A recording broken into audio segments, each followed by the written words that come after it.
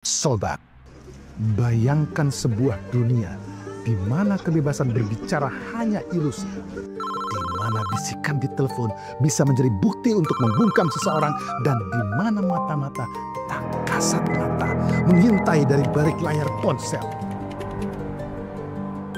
Spyware Israel seperti Pegasus dan Gravity lahir dengan dalih melindungi keamanan nasional mereka. Tetapi kini mereka menjelma menjadi senjata yang menikam demokrasi dari dalam. Negara yang mengadopsinya tidak hanya membuka gerbang bagi pengawasan tanpa batas, tetapi juga menyerahkan kedaulatannya pada teknologi yang kapan saja bisa berbalik arah. Skandal demi skandal mencuat, dari pembunuhan Jamal Khashoggi yang dilacak hingga detik-detik terakhirnya, hingga penyadapan pemimpin dunia yang mengguncang hubungan diplomatik. Sementara itu, di balik layar unit 8.200 Israel terus melahirkan inovasi gelap, membangun ekosistem cyber yang menjadi perang digital semakin licin dan tak terbendung. Ini bukan sekedar ancaman bagi individu, tetapi bagi seluruh tatanan global. Sebab dalam dunia yang semakin tak terlihat ini, siapapun bisa menjadi target tanpa pernah menyadarinya hingga semuanya sudah terlambat. Sobat, di era digital ini, pertempuran demokrasi tak lagi sekedar terjadi di bilik suara atau ruang sidang. Kini dia merayap dalam senyap, bersembunyi di balik jaringan rahasia dunia cyber. Spyware yang dulu diklaim sebagai tameng keamanan nasional perlahan berubah menjadi belenggu yang menjerat kebebasan sipil. Pegasus, produk NSO Group Israel, membuka kenyataan pahit, bahkan pemerintahan yang demokratis pun tergoda untuk menggunakannya dalam membungkam lawan mereka. Investigasi WhatsApp dan Citizen Lab dan Amnesty International membuktikan bahwa Pegasus telah menyusup jauh ke dalam ponsel jurnalis, aktivis, hingga kepala negara dan mengubah perangkat pribadi menjadi mata-mata yang tak terlihat. Namun, Pegasus hanyalah awal dari permainan ini. Paragon Solutions kini hadir dengan Gravity, penerus yang lebih tajam, licin, lebih senyap, dan sudah digunakan oleh berbagai negara termasuk Amerika Serikat. Pada periode pertama Trump, FBI sempat menguji Pegasus, meski mereka menyangkal penggunaannya di dalam negeri Amerika. Kini, dengan kembalinya Trump di periode kedua, ketakutan pun muncul. Akankah spyware menjadi senjata baru dalam mempertahankan kekuasaan Trump? Sebelumnya, pemerintahan Biden memang memasukkan NSO Pegasus ke dalam daftar hitam perdagangan, seolah menegaskan sikap tegas Biden menolak adanya pengawasan ilegal. Ironi ini tak bisa disembunyikan. Kini diduga sebuah kontrak rahasia antara ICA atau Badan Imigrasi Amerika dengan Paragon Solutions bocor ke publik. Hal ini membuktikan satu hal, spyware masih punya tempat dalam pemerintahan Amerika. Larangan mungkin hanya sekedar retorika. Sementara di balik layar, mata-mata digital tetap bekerja, mengintai, dan menunggu saat yang tepat untuk kembali bergerak dalam bayang-bayang. Di jantung industri cyber global Israel, berdiri sebagai pusat kekuatan spyware dunia. Dua nama besar menguasai panggung NSO Group dan Paragon Solutions. Namun dari keduanya, ada satu nama yang menggema lebih luas, Pegasus. Pegasus bukan sekedar alat pertasan biasa. Dia tidak memerlukan umpan tanpa klik. Dia bisa menyusup perangkat, menyadap panggilan, membaca pesan terenskripsi, bahkan mengaktifkan kamera dan mikrofon tanpa sepengetahuan pemiliknya. Pegasus pada awalnya dibangun dengan dalih keamanan nasional Israel. Namun kini dia dijual dari pemerintahan ke pemerintahan untuk memerangi kejahatan dan terorisme. Tetapi seperti pedang bermata dua, Pegasus berbalik arah. Bocoran demi bocoran data negara mengungkap bahwa spyware ini lebih sering digunakan bukan untuk memberantas kejahatan, melainkan untuk membungkam perlawanan, menargetkan jurnalis, aktivis, hingga para kepala negara. Di balik layar, NSO Group berdiri sebagai dalangnya. NSO didirikan pada tahun 2010 oleh 3 pria Israel, Saleh Hulio, Omri Lavi, dan Nif Karmi. NSO kemudian memanfaatkan koneksi elit militer Israel untuk menjadikan Pegasus sebagai senjata perlawanan paling canggih di dunia.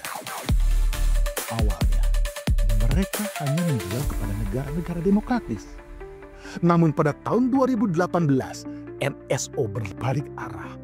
Pegasus dikaitkan dengan pembunuhan Jamal Khashoggi, jurnalis Washington Post yang dibungkam secara brutal. Setelah itu, skandal demi skandal terus bermunculan. Pada tahun 2019, WhatsApp menggugat NSO setelah 1.400 penggunanya diretas Pegasus. Tekanan global semakin menghimpit.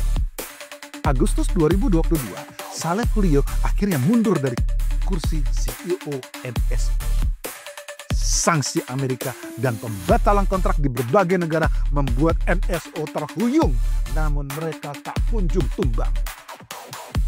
Pegasus tetap beroperasi, terus bersembunyi dalam bayang-bayang. Ini bukan lagi sekedar pemberantasan kejahatan, tetapi senjata yang tak terkendali. Mengancam bukan hanya kriminal, tetapi juga demokrasi dan kebebasan sipil di seluruh dunia. Layar perang cyber global, ada sebuah unit elit yang beroperasi dalam senyap. Namanya Unit 8200, cabang intelijen militer Israel yang setara dengan NSA di Amerika Serikat. Unit ini bukan sekedar pasukan cyber biasa. Ia adalah kawah candra di muka bagi para ahli enkripsi, peretas ulung, dan pengumpul data skala besar. Dari sinilah lahir generasi baru mata-mata digital yang mampu menembus batas dunia maya. Namun, lulusan unit 8200 tidak berhenti sebatas alat negara. Setelah menyelesaikan tugas mereka di militer, banyak dari mereka menjelma menjadi pionir industri teknologi.